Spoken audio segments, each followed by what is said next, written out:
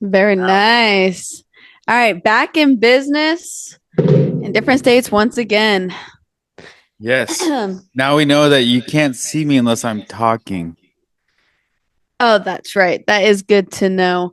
And I won't stumble all over you again like last time. My deepest apologies. You're forgiven. Thank you. Well, hey, brother. Hey Al, how you doing? Good. How are you? Good, good. Good, good. And welcome everyone back to another episode of Siblings in Crime. I'm Allie Rossell. And I'm Blake Murphy. And just as it sounds, we are siblings who love true crime. Love it. Yes. And this week we have another case that you may have heard of. I think it was pretty popular in its time, but it just mind boggles me every time. And so I needed to write about it. But before we jump into it, how was your week? My week was good. It's only Tuesday, I guess. But last week Yeah, how was last we week? had a funeral and then we just kind of hung out and worked on the houses and stuff. So it's been good.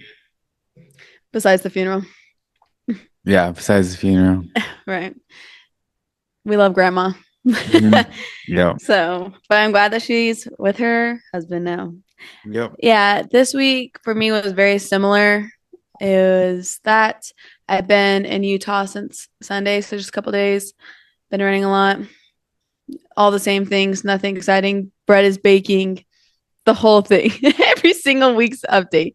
I am wearing, look at this, Getting After It Nice. sweatshirt. That's That's Brett's awesome. podcast. Got to represent. So go listen to his if you care about yourself whatsoever or want to care about yourself.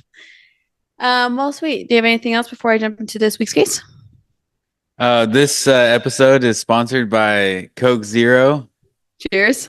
Cheers. Let's have another round. This is my Yes. second round. Very nice. I know. All I right. think we always have a Coke Zero with us every time we record. Yep. So let's rock and roll now. Let's get going. All right, let's rock and roll. This case, like I said, it just blows us away. And it started off on just an ordinary Friday. So we're going to be in February 8th, 2002. And we're over in Pennsylvania. This town is a quiet, tidy town where nothing truly terrible ever seemed to happen. Your chance of being a victim to violent crime in, I don't even know how to say this town in Pennsylvania. It's like, so dumb. Lititz. I think Lititz. Who knows? I've never been there before. But I guess the chance of being involved in violent crime is 1 in 1,218, but property crime is 1 in 375.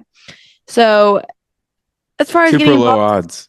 yeah, super low odds. Seems like a pretty safe town. It seems like there's nothing really going on. Nothing I see what happening. Gilbert is. Keep going. Yeah, look that up because Gilbert's got to be like crazy safe. Yeah. Keep This going. morning, All on right. February 8th, 2002, a 43-year-old Brenda Heist woke up early, got her two kids ready for school, made them breakfast, packed their lunches, and dropped them off like any normal day. When she returned home, she threw a load of laundry in the machine and set some ground beef out on the counter to thaw. Dinner was already planned. She had her errands to run. There was nothing really unusual about that day until later when the kids got home to an empty house. And this is our story of the disappearance of Brenda Heist. Ready? I'm ready. Do you have the town of Gilbert? Try and You and your Google searches. You're Mhm. nothing like Jamie. keep going and I'll figure it out. Deal. In that case, let's roll.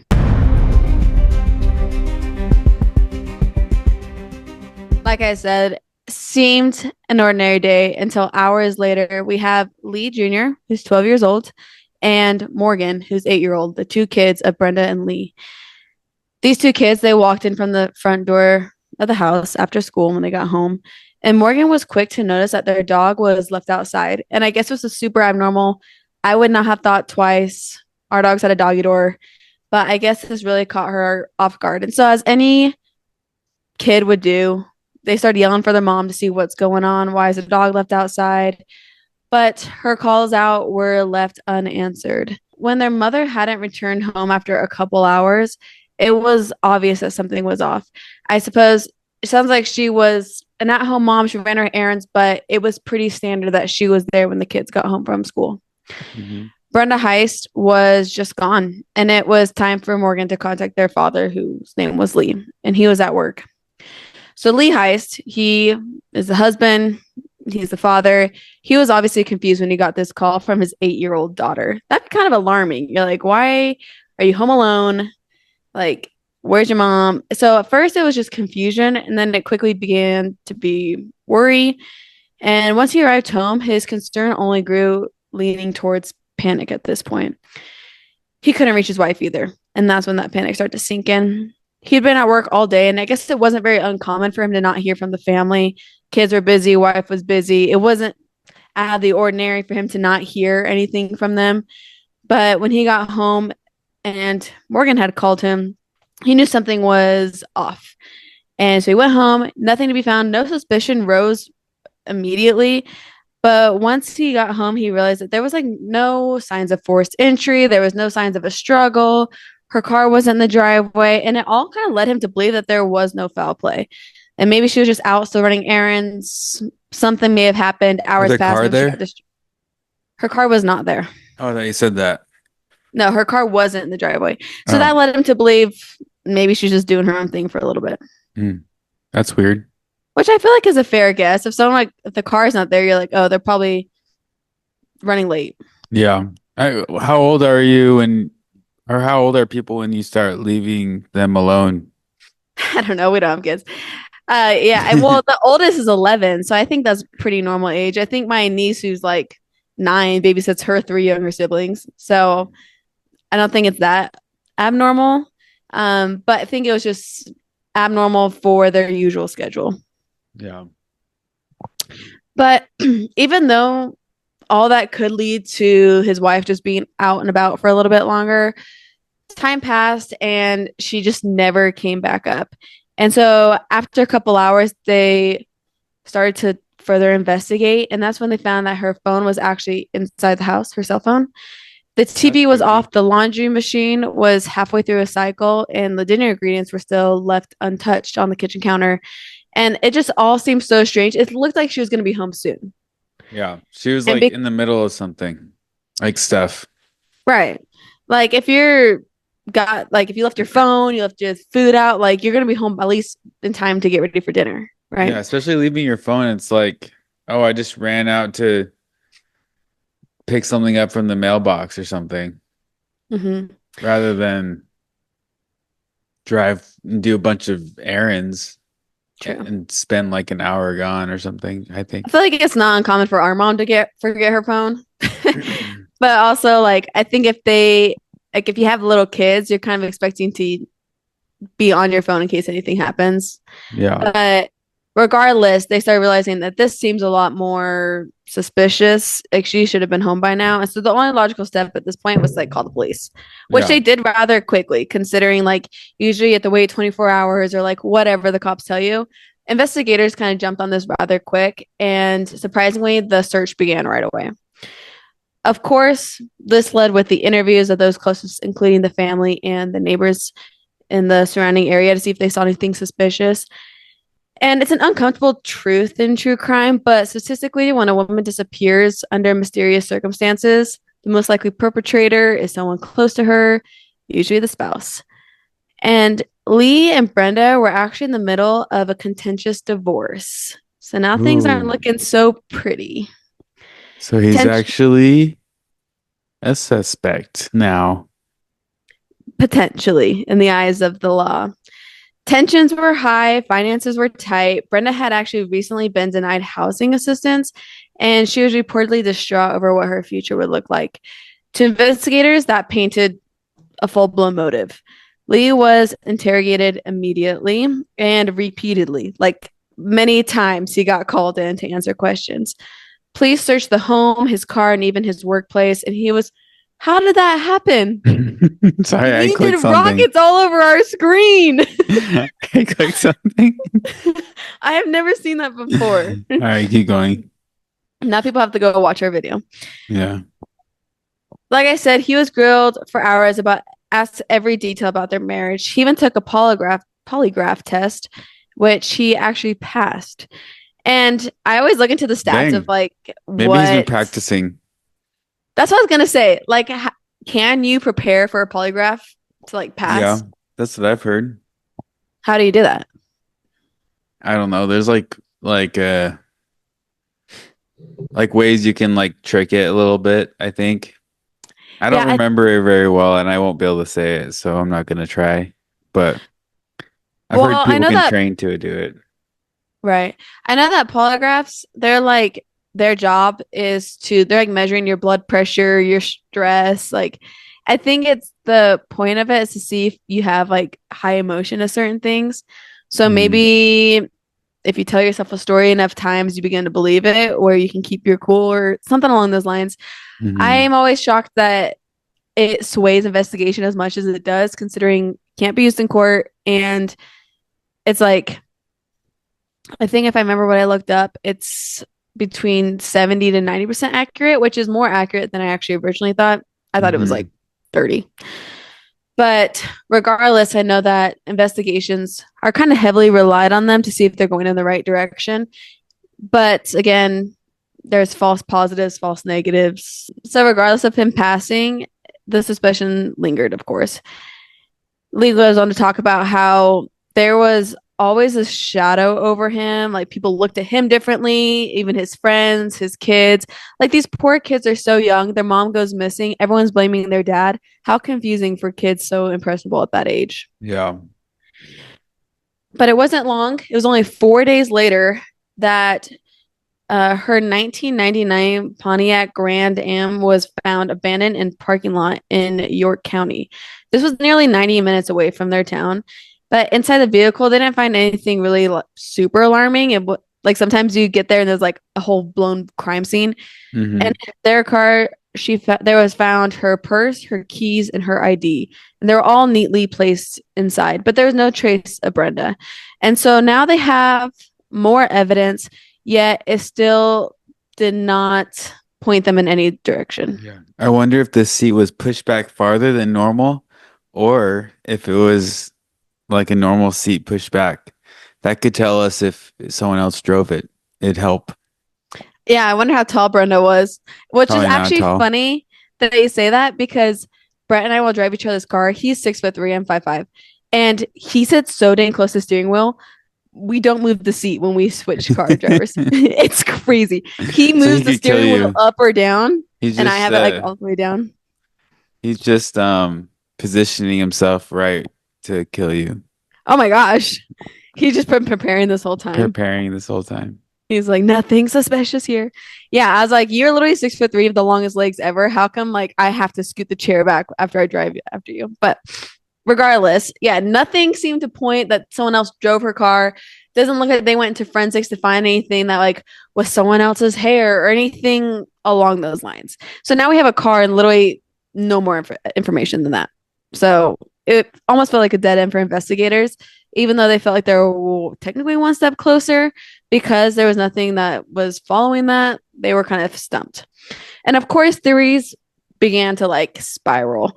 With no leads, no body, investigators began forming their own theories. The main three, of course, was Lee did it and he staged it well. Whatever it was, maybe Lee.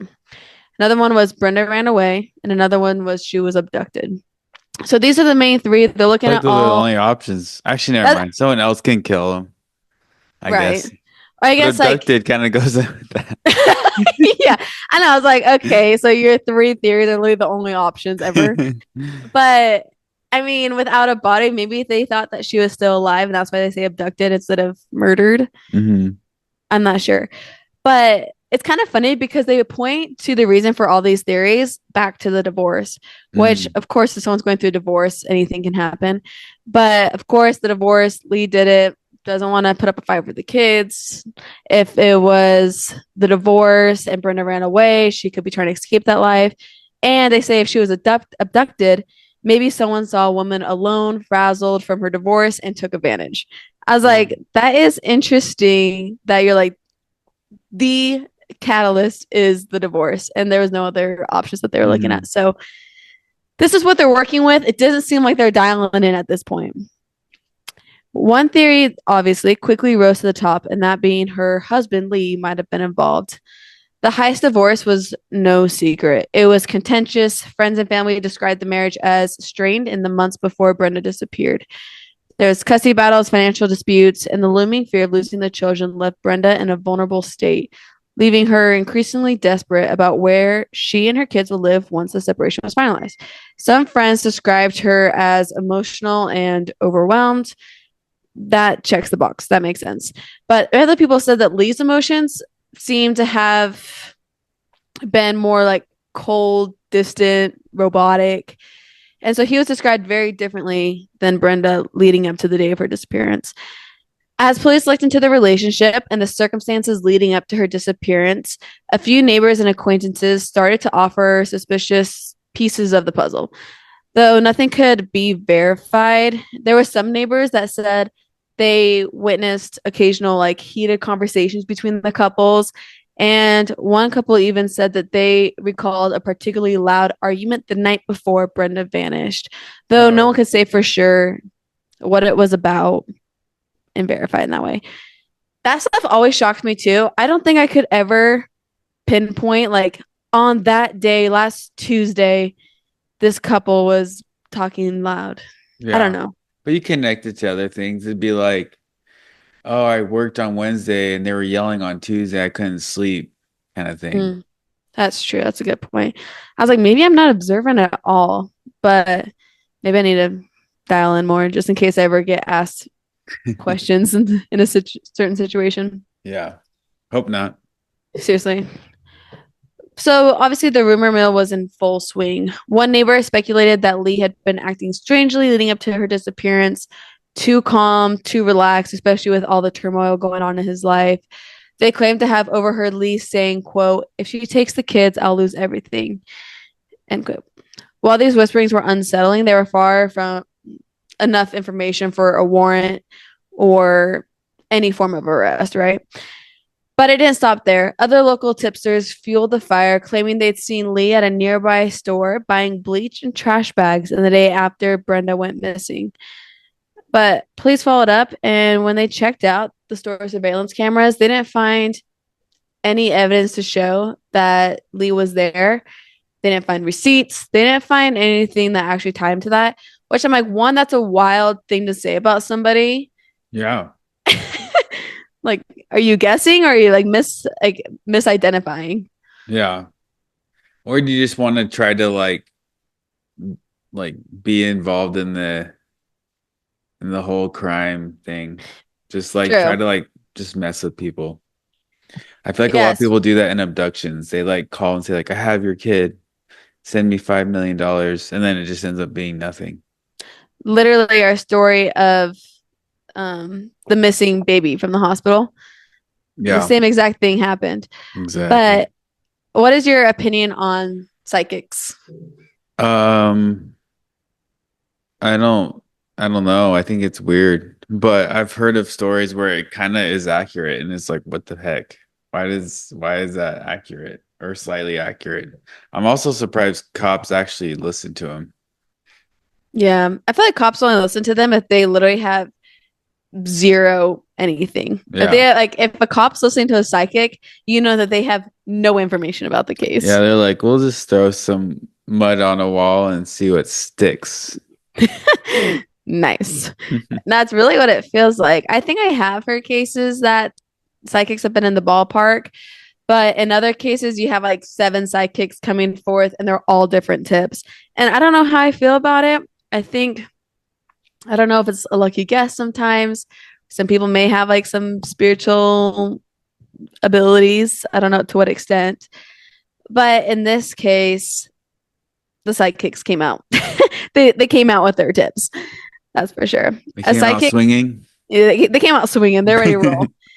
A specific psychic came out and contacted the authorities, which also I think when they contact the authorities, it kind of makes me feel like they're just trying to get involved. I Hmm. don't know. It's one thing if the family went seeking for one, but regardless, they contacted authorities and described a body buried along a wooded trail, one that Lee had supposedly jogged on. And you know that the cops have no information about this case because they went with dogs searching that trail. Hmm.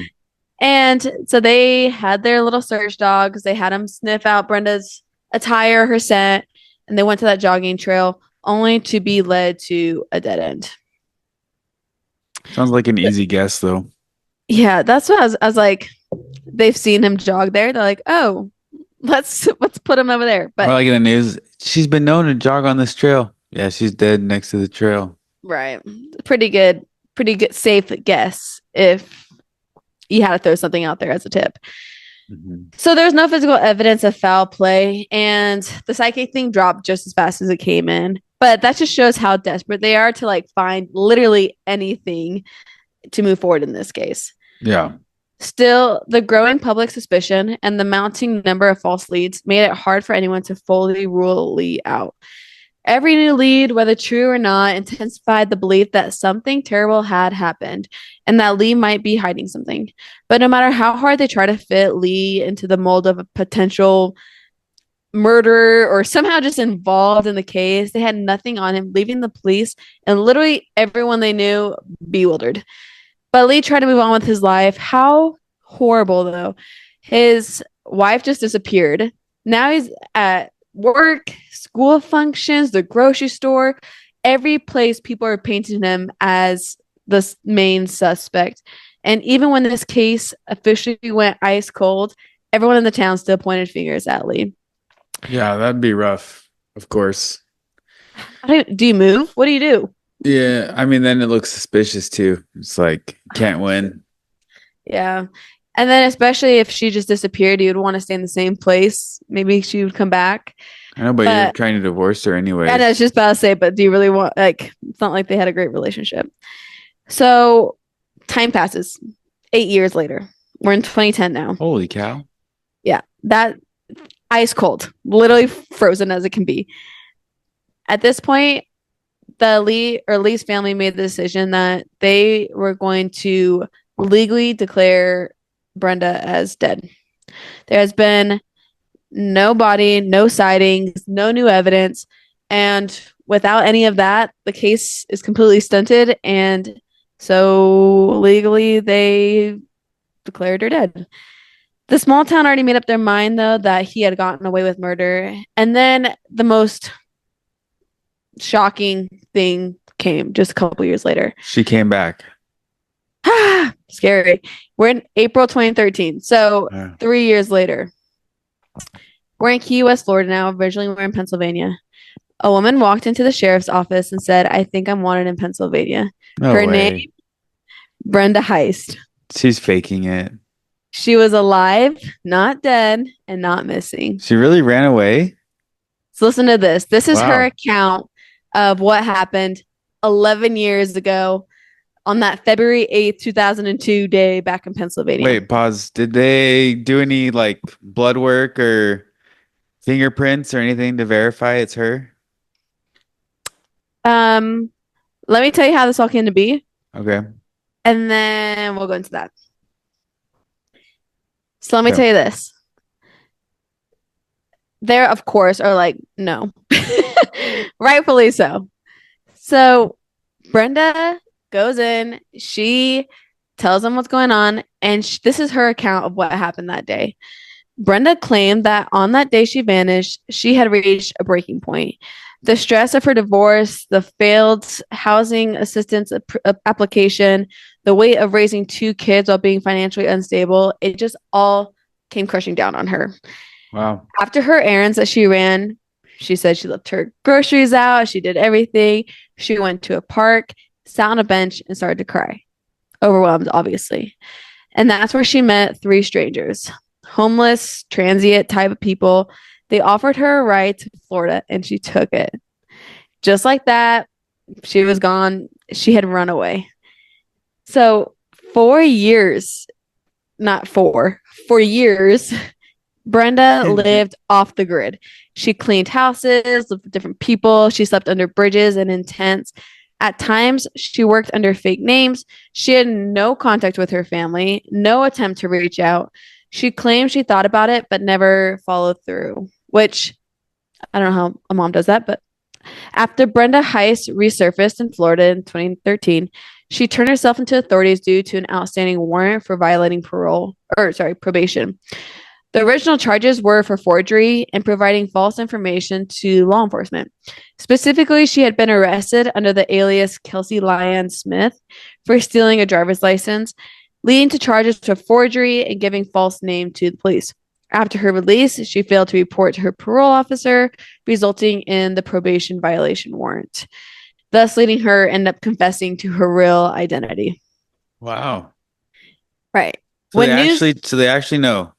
so they, for fact, Wow.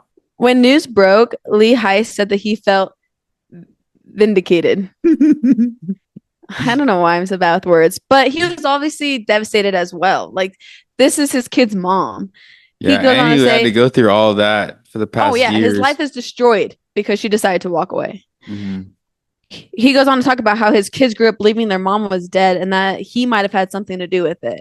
Like, that messes them up so bad. That messes him up so bad. Brenda's daughter, Morgan, she's now, let's see, she was 8 now in 2002. Now we're how many years later? 11? Yeah, 11 years later. She's So 30. she's 30. So she's like 19. She's full grown. She goes on to say that she did not want to see her mom. She said she had no desire. Morgan was abandoned. And actually, I have some of her Facebook posts. This is really interesting. I'm actually going to send it to you if you want to read a few of them or all of them, starting from the bottom. This is on April 26th through the 27th. And starting at the bottom, it talks about when they found out that her mom was actually alive in Florida. And you can just see how betrayed she feels in her Facebook post. So if you want to read a few of them or however much you want. She said, "This has been the longest 24 hours of my life. I'm so unbelievably exhausted. Thank you to everyone who has been here for me. Um, all this will be in, oh no. My mother is alive. I feel like this can't be real. This is not real life. I'm praying so hard that this is the answer I've been waiting for 11 years." Right. So it's kind of interesting because so you kind of read them on the 27th to the 26th. So if you would have read it bottom to the top, like I asked. Yeah, I realized that. I wasn't really listening when you said that. Yeah, I figured. If you read from the bottom to the top of the post, they talk about at first she's like, the detective called. Well, I want the answers. I've been praying for answers. And then it's her finding out like my mom's alive and the heartbreak. And then like the first post that you read that this has been the longest 24 hours and she's exhausted and she can't believe that her mom would do this. Yeah. Sorry And I so you messed get that up. it's okay. I saw that coming right when you started. I was like, I should have known. I should have been more specific on the instructions. I was starting to read them when you were telling me what to do. Yeah. So even Brenda's own mother admitted that she is like beyond understanding of how her daughter could walk away from her children like that. And so everyone's just mind boggled.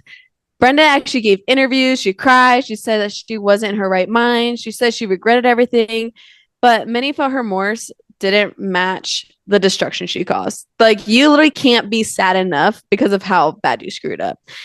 To this day, no one knows if Brenda had deeper mental health issues or if she simply chose a different life. She could have had like a psychotic break, but also 11 years. She had time to make that right, and she didn't. She actually even went on to like Dr. Phil's show. Like, she's for sure who she says she is. And no one understands why she did this. And to this day, she harmed her relationship with her children.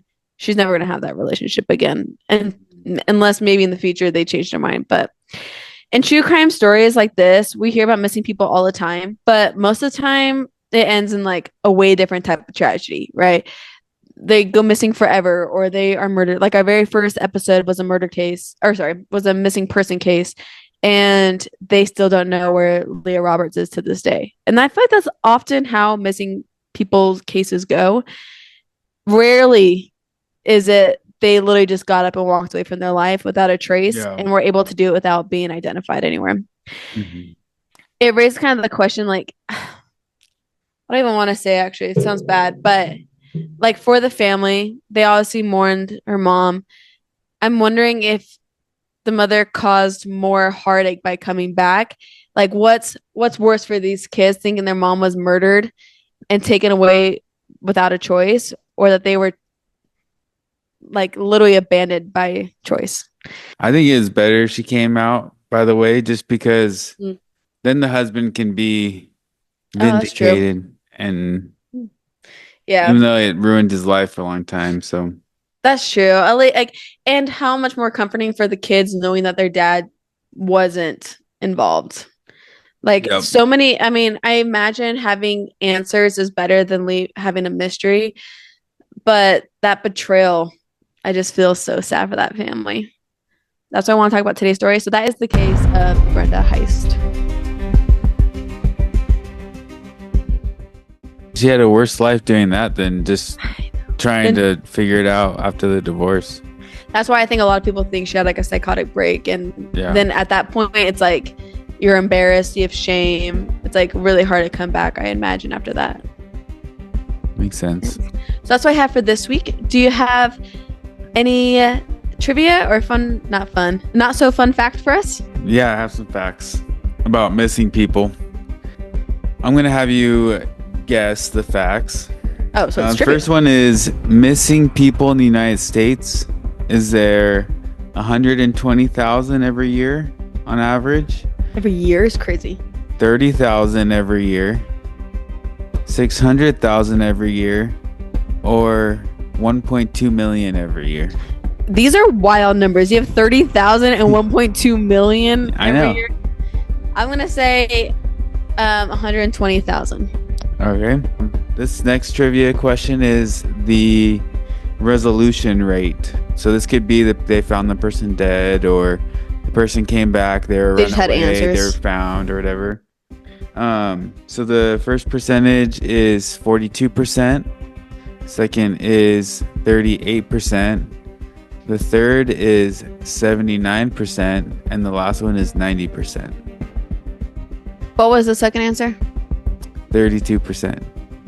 I don't think it was. 38. I changed my answer then. Number one. Okay. The next one, this isn't really trivia. It's just kind of what reasons people go missing, and the main reasons are runaways, abductions, lost, mental health, and crime. So half That's of them's interesting. crime, half of them's more focused on accidents or mental health. It seems like getting lost or That makes sense. running away or mental health. So yeah, but now we'll go over the answers. So the first question was how many people on average go missing in the United States, and the correct answer is 600,000. That's crazy. That is so many people. Yeah. And then the resolution answer, the correct answer was 32%. What? I'm just You kidding. didn't- It was oh. 90%. What? 90 is actually crazy. Yeah. Wait, that's so funny. You tricked me twice. I But 90%, I would have no idea. But I guess a lot of people file missing persons cases and they actually weren't in harm. Like they literally were at their friend's house or whatever, Yeah, you or know? they were sleeping under their bed or something like a kid. So obviously that's a wild one. Just like I they was imagining can't an find adult. them, and then they're like, oh, they come out and they're like, Yeah. oh, you're so under your I bed guess that makes- sleeping. Sorry, officer. Maybe that is why officers are always like, don't take it serious in the beginning. Yeah, because they're probably here at like 10, and then they are like, it's probably just someone went on a bike ride, forgot their phone. Right. That makes So. sense. Wow, that's very interesting. That is good to know. Mhm. Thank you for sharing. Yep, just from the old Gronk. Oh, we love Gronk. I'm just kidding. I always call him Gronk, and Brett's always like, that's not his name. I know. It's hard not to say it. I know. Anyways, well, thank you for tuning in for another episode of Siblings in Crime. We will be back next Wednesday. We have been hitting a streak. We've hit every Wednesday. I think this episode's 16, if I'm not mistaken.